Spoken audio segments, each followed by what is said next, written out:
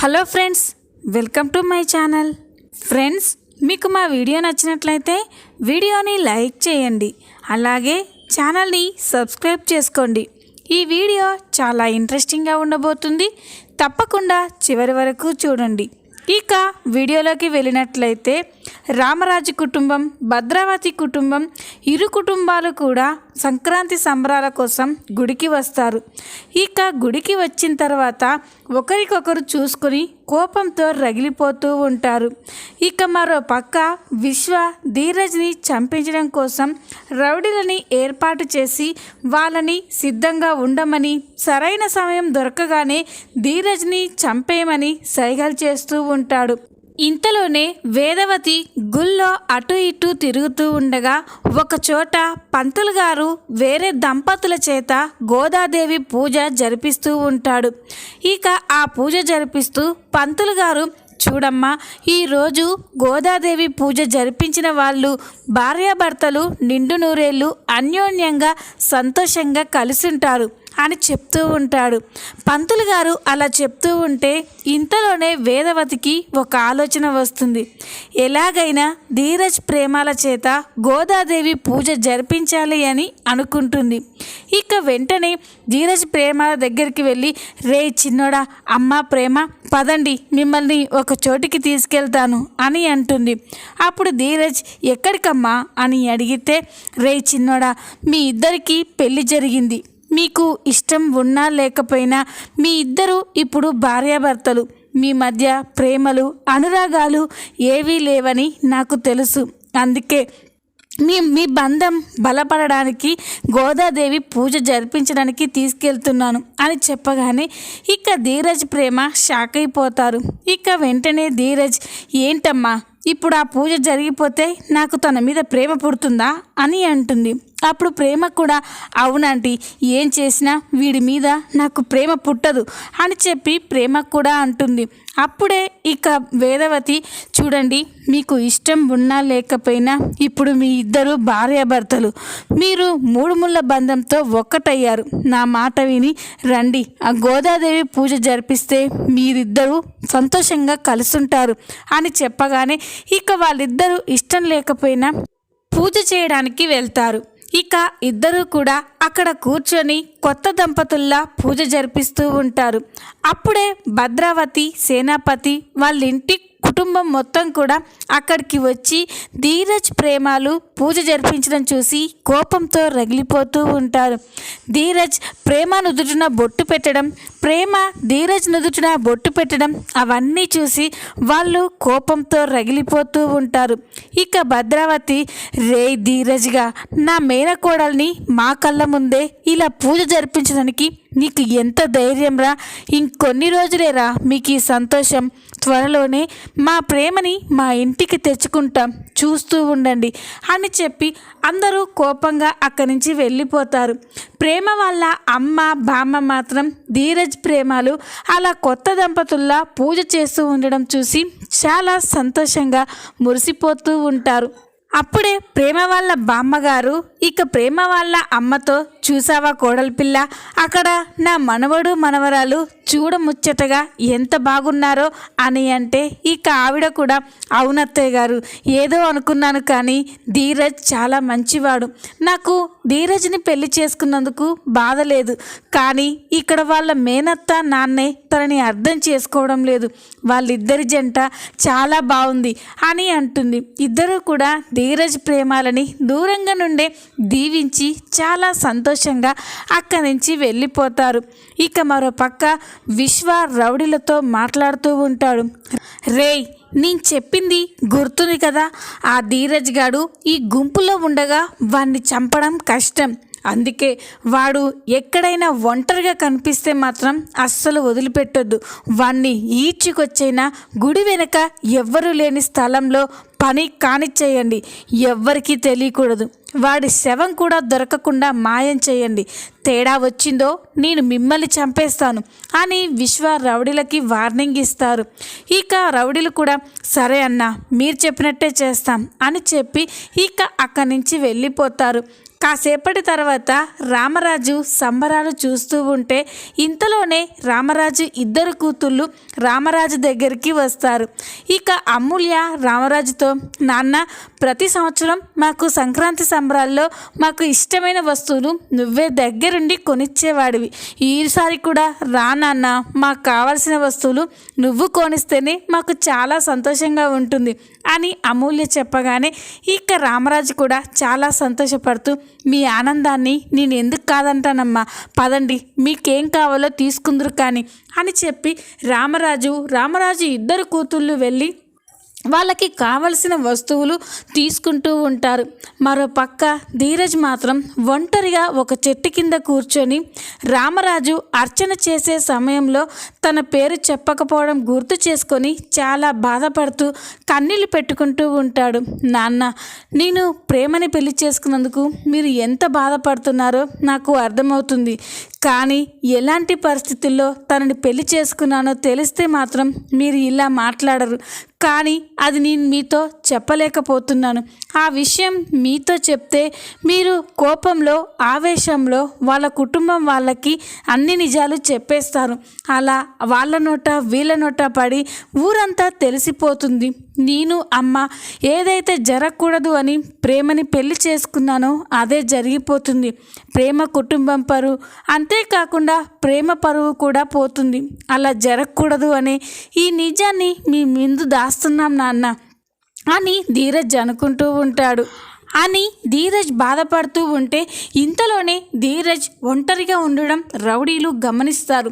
ఇక వెంటనే వాళ్ళలో వాళ్ళే మాట్లాడుకుంటూ, రేయ్, ఆ ధీరజ్ గారిని ఎలా చంపాలా అని మనం ఆలోచిస్తున్నాం. మనకి సరైన సమయం దొరికిందిరా. అదిగో అక్కడ చూడు, వాడొక్కడే ఒంటరిగా చెట్టు కింద కూర్చొని ఏదో ఆలోచిస్తున్నాడు. ఇదే సరైన సమయం. వాణ్ణి గుడి వెనక్కి లాక్కెళ్ళి వాణ్ణి ఏసేయాలి. అన్న మనకి అప్పచెప్పిన పనిని పూర్తి చేయాలి అని చెప్తారు. ఇక రౌడీలు కూడా సరే అని చెప్పి అందరూ కూడా వెనకాల నుండి ధీరజ్ దగ్గరికి వెళ్ళి ధీరజ్ నోరుని గట్టిగా మూసేసి గుడి వెనకాలకి లాక్కెళ్తూ ఉంటారు. ఇక ధీరజ్ని అలా లాక్కెళ్తూ ఉండగా దూరం నుండి ప్రేమ ఇదంతా చూస్తూ ఉంటుంది. ఏంటి, ఎవరు వాళ్ళు, ధీరజ్ని ఎక్కడికి తీసుకెళ్తున్నారు అని కంగారు పడుతూ ఇక వాళ్ళ వెనకాలే వెళ్తూ ఉంటుంది. ఆ రౌడీలు ధీరజ్ని గుడి వెనకాలకి తీసుకెళ్ళగానే ఇక ధీరజ్, రేయ్, ఎవర్రా మీరు, నన్ను ఇక్కడికెందుకు తీసుకొచ్చారు అని అంటాడు. అప్పుడు ఆ రౌడీలు, ఎందుక, నిన్ను లేపేయడానికి తీసుకొచ్చాం. లేకపోతే నీకు మా విశ్వ అన్న చెల్లెలు కావాల్సి వచ్చిందా? నువ్వు ఆ అమ్మాయిని తీసుకెళ్లడం వల్ల ఆ కుటుంబం వాళ్ళు ఎంత బాధపడుతున్నారో తెలుసా?